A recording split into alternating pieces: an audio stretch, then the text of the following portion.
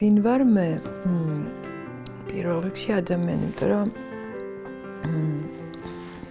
ჩდები, მე გარკვეულ სახელს, თავისი რაღაცა ისინი წარმოდგენები აქვს, როგორი უნდა რომ იყო, იმიტომ რომ მე მახსოვს, რომ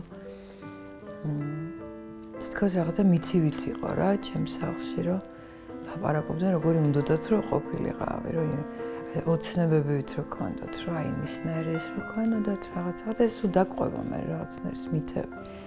თითქოს ადამიანი ნახევრად აი მითებს ასრულებს, რომ რა მოლოდინიც იყო მის მიმართ. ეს აღზრდის პროცესში რაღაცნაირად ამას ანხორციელებენ რა. მე არის როგორ გსდიან, ანუ ამ თავიანთ მითს როგორ უნდათ რომ გაგზავნონ, ამას ანხორციელებენ. პარალელურად რაღაცნაირად ჩნდებოდა მე ვინ ვარ ალბათ რა მიდრეკილებები მქონდა. ჩემ წარმოსახვას ვყვები, რომ მივხვდე ვინ ვარ მართლა. ძალიან მნიშვნელოვანი პრინციპში რაღაცა ეტაპზე ჩემთვის ყველაზე უფრო რეალიზებული აღმოჩნდი საქმეში, რაღაც პერიოდში რა. ვთქვათ, მე მოხდა როგორ რეალიზებული გავხდე ოჯახში და როგორც მე შევდექი უკვე ძალიან გვიან, საკმაოდ გვიან ჩემი იმისთვის რა, მაგრამ ყველაზე ადვილად ვიპოვე ჩემი თავი, ჩემ საქმეში რა. ძალიან ბევრი ენერგია დავხარჯე იმის, რომ მეპოვა რა მინდა და სულ ვეძებდი. აი მახსოვს, რომ ინტუიტიურად სულ ის იყო, რომ სულ ვეძებდი რაღაც. პირველი რაც დავხატე, ხოჩოს ძალიან უცნაური იყო, მართლა რაც ვთვლი, რომ შეედგა რა რაღაცნაირად მე თვითონ დავინახე რეზულტატი. ეს პატარა ზღაპარია რა, 65 გვერდია თუ რაღაც.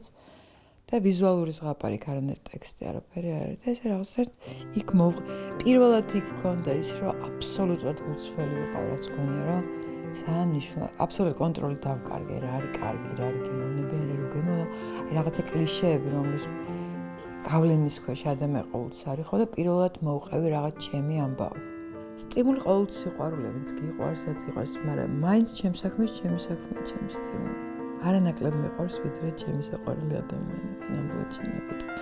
ერთ-ერთი ჩემი ყველაზე დიდი რაღაცა ცხოვრებაში. რომ წარმოიდგენთ, რომ ცხოვრება არის რაღაცა ეგეთი თამაშივით, რომ სულ რაღაცა ოთახში შედიხარ, რაღაც კარსაღებს შედიხარ. ხა ეს უზარმაზარი სივრცე რომ წარმოიდგინა. და როგორც კი იმას ამოწურავ და აღარ იცი რომ იმის იქით რაღაცა არის, გონია რომ არის კრიზისი. რო კრიზისის გარეშე ადამიანი იდიოტი იქნებოდა პროსტა რა.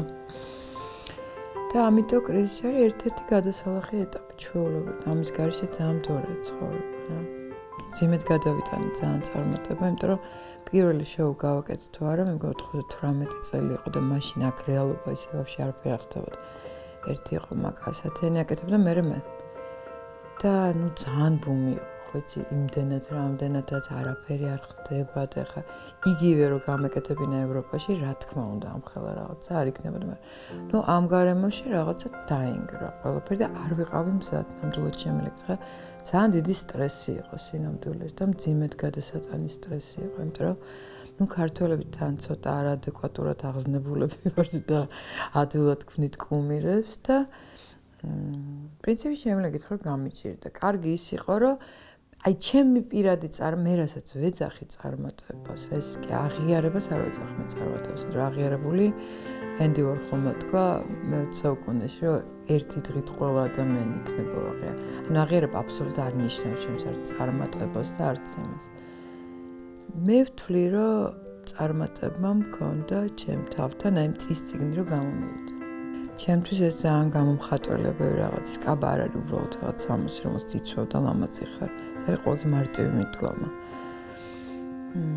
ამიტომ ჩემთვის მთავარია პრინციპი, რადგან ცოტა უფრო ღრმად უყურებ ამ რაღაცებს, რომ როდესაც ამ ტიპის ხელოვანი დიზაინს აკეთებ, მე ვინც მომწონს და ვისაც ვეძახი, რომ შემდგარი დიზაინერები არიან მართლა ბოლომდე, ყველაზე ბოლომდე ამოწურეს ეს სფერო, არიან ადამიანები, რომლებმაც თავისი ხატი იპოვეს, იმიჯი იპოვეს იმ ქალის და იმ ადამიანის თუ იმ არსების, რომლის რეალიზაციაც გააკეთეს, რომელიც იქამდე არ არსებობდა. სამუშაო გარემოში თუ ძალიან ამუშავებული მაქვს ტვინი, ყოფილვარ საფრანგეთში მეტროშიც.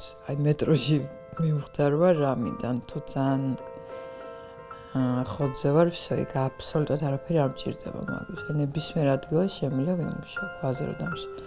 სანამ აი ამ მდგომარეობაში შევალ, მჭირდება დიდი დრო, და დავიწყო რომ სამყარო არსებობს, ვინ არაფერი არ უნდა ხდეს, უნდა იყოს რაღაცა სიცარიელე, რომელთაც მე ჩემ თავში შევდივარ და აი მაგ დიალოგის რაღაცა უკვე აბსოლუტურად მეხსნება რაღაც სხვა პლასტები რა. თავარი ფუფუნება დრო არის დღეს ჩემთვის რა ეს დრო მქონდეს. იყო პერიოდი რომ მარტო შავით ვიყავი მოცული, მაგრამ ესა მე მივხვდი რომ ფერი ძალიან ღრმა რაღაცაა და შავი წყვილ არ იყო ჩემ ცხოვრებაში დომინანტი და არ შავ-თეთრი, მე ესე აღვიქოვდი სამყარო შავ-თეთრად რა. ეს იყო ჩემი შკალა რომ ცუდი და კარგი და ახლობთვის მარტივად ქონდა დაყოფილი რა. როგორც კი შემოვიდა ძალიან ბევრი ფერი, მივხვდი რომ ფერი ძალიან დიდი ინფორმაცია, ფსიქოლოგიური და საერთოდ ძალიან ღრმა რაღაცაა და ნელა ვეცნობი ფერებს, ამიტომ ხა ნელა ყველაფერი მიყვარდება. წარმატება არის ინდივიდუალური მდგომარეობა, რაღაც ეზიარები და რაღაც ძალიან დიდთანხმდა და სოციალური წარმატების ფორმულა, რა ვიცი, დიდაც ვიკითხე რა გიждები ამ ფორმულაზე თქო ვერ გეტყვი. პირველი ყველაზე პოზიტიური ამათგან არის რომ უნდა იყო გულწრფელი შენ თავთან ეცადრო შენი რაღაც აღმოაჩენო და არაკეთოს ხვისი კოპიო. იმიტომ ეს ძალიან მალე გადა, ძალიან მოკლევადა კოპირებებს რა. უცებ წარმატება უცებ გადის, იმიტომ ხალხი რამდენიც ბრმა არის, იმდენად ფხიზელია. დროებით უნდა რომ დამოვაცამდე უხარია, უცებ ტარსოკრავს, მე უცებ მიხვდება რა არის, ანუ ამ ადამიანს ვადა გაზდის ჩქარა. ვინც თავისას აღმოაჩენს რა თავის დამოკიდებულებას ცუცას თუ კარგს რა თქმა უნდა, საინტერესოს, აქტუალურს რაღაც გაგებიდან დროებიდან იმის ვადა გრძელია რა თქმა უნდა რა.